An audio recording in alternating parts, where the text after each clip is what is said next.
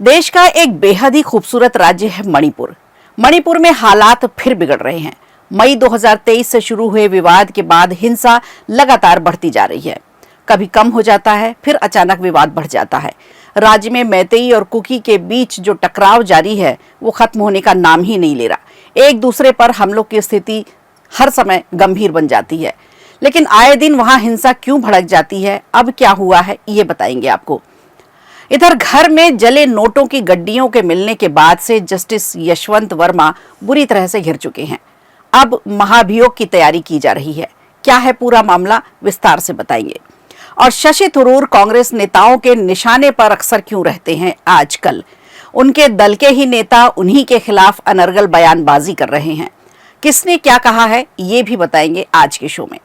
नमस्कार, खबर प्रधान शो देख रहे हैं आप और मैं हूं संगीता श्रीवास्तव।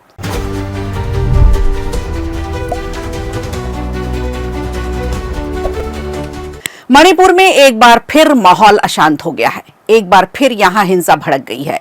एक बार फिर प्रदर्शनकारी सड़कों पर हैं। मंगलवार देर रात को जियोलॉजिकल सर्वे ऑफ इंडिया और जिला चुनाव कार्यालय जैसे अहम प्रतिष्ठानों को निशाना बनाया गया। गुस्साई जनता को इस समय रोक पाना मुश्किल हो रहा था। कई जिलों में केंद्र सरकार के दफ्तरों में ताले लगा दिए गए। मणिपुर में यह पूरा बवाल एक छोटी सी बात को लेकर बढ़ गया। दरअसल 20 मई को एक सरकारी बस में पत्रकारों को ले जाया जा रहा था। सरकार ने उखरूल जिले के शिरुई लिली में उत्सव रखा था, जिसकी कवरेज करने के लिए सारे पत्रकार बुलाए गए थे और उन्हें पहुंचाया जा रहा था। तभी सुरक्षा बलों ने पूर्वी इंफाल जिले में ग्वालताबी चौकी के पास बस को रोक लिया। सूचना और जनसंपर्क निदेशालय के कर्मचारियों को बस के अगले हिस्से के शीशे पर लिखे राज्य के नाम मणिपुर को सफेद कागज से ढकने के लिए कहा जाने लगा। यहां तक कि उन्हें मजबूर किया कि इसे ढक कर ही रखें। पिछले हफ्ते इस घटना को लेकर मैतेई बहुल इंफाल घाटी में है, वहां इसको लेकर के काफी प्रदर्शन किया गया था। मंगलवार को धीरे धीरे ये प्रदर्शन तेज होता चला गया और उसके बाद ये वाकया देखने को मिला। मैतेई समूहों के छात्र संगठन ने घाटी के जिलों में कई केंद्रीय सरकारी कार्यालयों में तालाबंदी कर दी। आंदोलन धीरे धीरे तेज होता चला गया। समूह ने इम्फाल में 2 केंद्रीय कार्यालयों में ताला लगा दिया। कर्मचारियों से भवन छोड़ने को कहा गया और मेन गेट पर ताला लगाया। कोकोमी कार्यकर्ता मुख्य निर्वाचन अधिकारी के कार्यालय तक पहुंच गए। कार्यकर्ताओं ने कुछ किलोमीटर दूर जाकर जियोलॉजिकल सर्वे ऑफ इंडिया का जो कार्यालय है वहां पर भी ताला लगा दिया।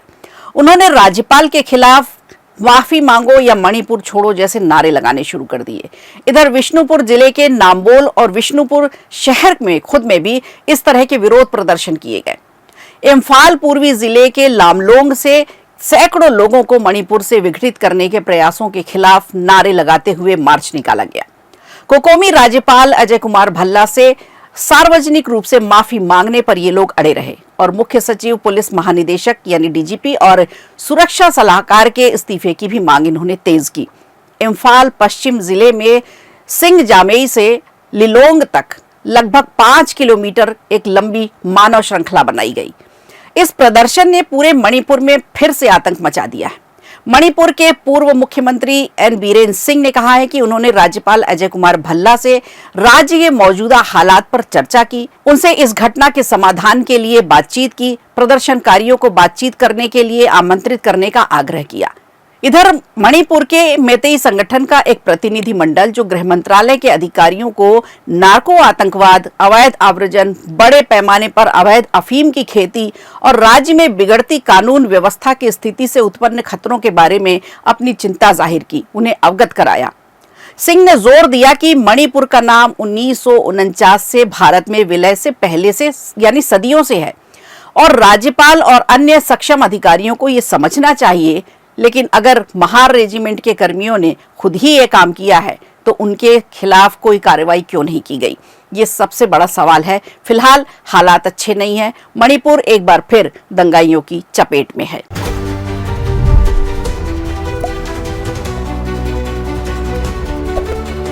इधर जस्टिस यशवंत वर्मा चौतरफा घिरते नजर आ रहे हैं। केंद्र सरकार यशवंत वर्मा के खिलाफ संसद में अब महाभियोग प्रस्ताव लाने का विचार कर रही है।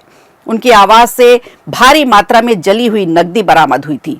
उच्च न्यायालय की जांच समिति की रिपोर्ट अब आ चुकी है और रिपोर्ट आने के बाद ये निर्णय लिया जा रहा है कि उच्च न्यायालय द्वारा नियुक्त जांच समिति ने उन्हें दोषी ठहराया था। घटना के बाद उनका ट्रांसफर दिल्ली हाईकोर्ट से इलाहाबाद हाईकोर्ट कर दिया गया था और तत्कालीन चीफ जस्टिस संजीव खन्ना ने राष्ट्रपति और प्रधानमंत्री को पत्र लिखकर जस्टिस वर्मा के खिलाफ महाभियोग कार्रवाई करने की सिफारिश की थी। सूत्रों के मुताबिक पूर्व प्रधान न्यायाधीश खन्ना ने न्यायमूर्ति वर्मा को इस्तीफा देने के लिए कहा था, लेकिन उन्होंने इनकार कर दिया था। ये कोई पहला मौका नहीं है किसी जस्टिस के खिलाफ ऐसा कदम उठाया जा रहा है। हालांकि उन जस्टिस की हम बात करेंगे, लेकिन उससे पहले महाभियोग की प्रक्रिया के बारे में जान लेते हैं। इससे पहले भी कई न्यायाधीशों के खिलाफ महाभियोग की कोशिशें हुई थी। इसके पहले भी कई न्यायाधीश ऐसे रहे हैं जो महाभियोग के संकट से गुजरे हैं। तो क्या है पूरी प्रक्रिया, आइए इसे थोड़ा समझने की कोशिश करते हैं। दरअसल सर्वोच्च न्यायालय के न्यायाधीश के महाभियोग की प्रक्रिया संविधान के अनुच्छेद 124(4) में निर्धारित की गई है। अनुच्छेद 218 में कहा गया है कि उच्च न्यायालय के न्यायाधीश के संबंध में भी यही प्रावधान लागू होंगे।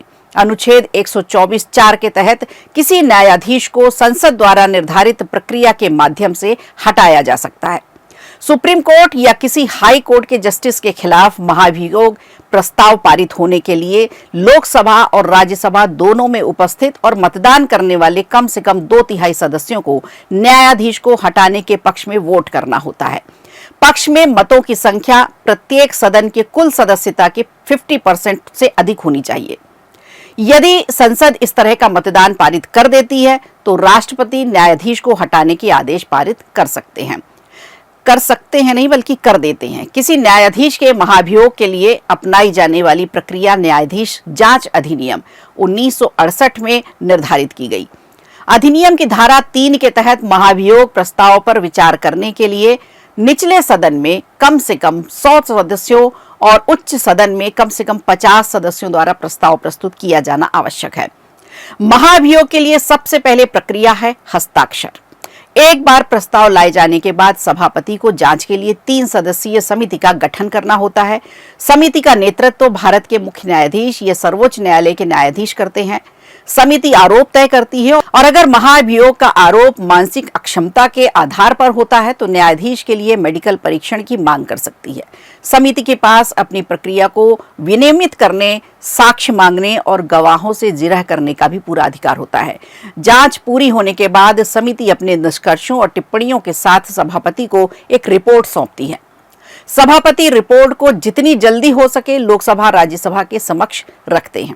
यदि रिपोर्ट में पाया जाता है कि न्यायाधीश दुर्व्यवहार या अक्षमता के दोषी नहीं है तो मामला वही समाप्त हो जाता है और अगर दोषी पाए जाते हैं तो दोषी पाए जाने की स्थिति में समिति की रिपोर्ट को उस सदन द्वारा अपनाया जाता है जिसमें इसे पेश किया गया है और फिर उसी सत्र में संसद के प्रत्येक सदन द्वारा राष्ट्रपति को संबोधित करते हुए न्यायाधीश को हटाने की मांग की जाती है। अब आपको बता दें, सर्वोच्च न्यायालय के पूर्व न्यायाधीश न्यायमूर्ति बी रामास्वामी के खिलाफ वित्तीय अनियमितता के आधार पर 1993 में महाभियोग की पहली कार्रवाई शुरू की गई थी। हालांकि उनके खिलाफ लाया गया प्रस्ताव विफल हो गया था। रामास्वामी सुप्रीम कोर्ट के पहले जज थे जिनके खिलाफ महाभियोग की कार्रवाई शुरू की गई थी। इलाहाबाद हाई कोर्ट के जस्टिस शेखर यादव के खिलाफ 2024 में राज्यसभा में 55 सांसदों ने महाभियोग का नोटिस लाए थे। ऊपरी सदन में नोटिस लाने वाले सांसदों में ज्यादातर विपक्षी दल के नेता ही थे। तो अब देखना होगा जस्टिस वर्मा के खिलाफ ये कार्रवाई किस मोड़ पर पहुंचती है।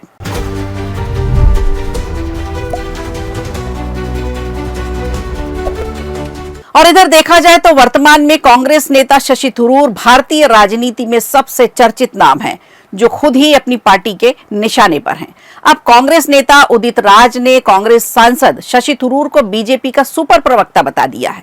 उन्होंने कहा है कि शशि थरूर बीजेपी के सुपर प्रवक्ता हैं। जो बीजेपी नेता नहीं कह रही वो कांग्रेस ही कह रहे हैं, यानी पीएम मोदी और सरकार के पक्ष में थरूर बोल रहे हैं। इसी मामले में थरूर पहले भी कह चुके थे कि वो विपक्षी दल के नेता हैं लेकिन भारतीय हैं। शशि थरूर कह रहे हैं कि क्या उन्हें पता भी है कि पहले की सरकारें क्या करती थी। उन्होंने कहा कि ये भारतीय सशस्त्र बलों का श्रेय ले रहे हैं। पहले सर्जिकल स्ट्राइक होती थी तो पता नहीं चलता था। उदित राज ने मोदी सरकार पर भी कई आरोप लगाए। उदित राज का कहना है कि कांग्रेस पार्टी ने ऐसा नहीं किया और सेना की कार्रवाई को पब्लिक डिक्लेयर नहीं करती, लेकिन ये सेना का श्रेय खुद ही ले रहे हैं। इसमें सेना का कोई सम्मान नहीं है, ये तो शशि थरूर का पब्लिसिटी स्टंट है। ये भारतीय जनता पार्टी के इस समय प्रवक्ता बन गए हैं। तो उदित राज ने बड़े बड़े आरोप लगाए हैं इस तरह से शशि थरूर और मोदी सरकार दोनों पर।